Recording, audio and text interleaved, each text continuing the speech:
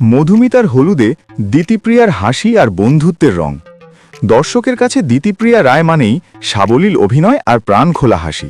দীর্ঘদিন পর তাকে দেখা গেল একেবারে অন্যরকম এক পরিবেশে, মধুমিতা সরকারের গায়ে হলুদ অনুষ্ঠানে। এখানে কোনো ক্যামেরার চাপ নেই, নেই সংলাপের বাধ্যবাধকতা, শুধু বন্ধুত্ব আর আনন্দ। অনুষ্ঠানে পৌঁছেই দিতিপ্রিয়াকে দেখা যায় হাসি খুশি মেজাজে। চারপাশের লোকজনের সঙ্গে গল্প, পরিচিতদের সঙ্গে আড্ডা, সবকিছুতেই তার স্বাভাবিক প্রাণচাঞ্চল্য ধরা পড়ে। মধুমিতার কাছে পৌঁছেই শুরু হয় দুজনের নিজেদের মতো করে সময় কাটানো, কখনো ফিসফিস করে কথা, কখনো আবার প্রকাশ্যে মজা করে হাসি। সব মিলিয়ে তাদের বন্ধুত্ব চোখে পড়ার মতো।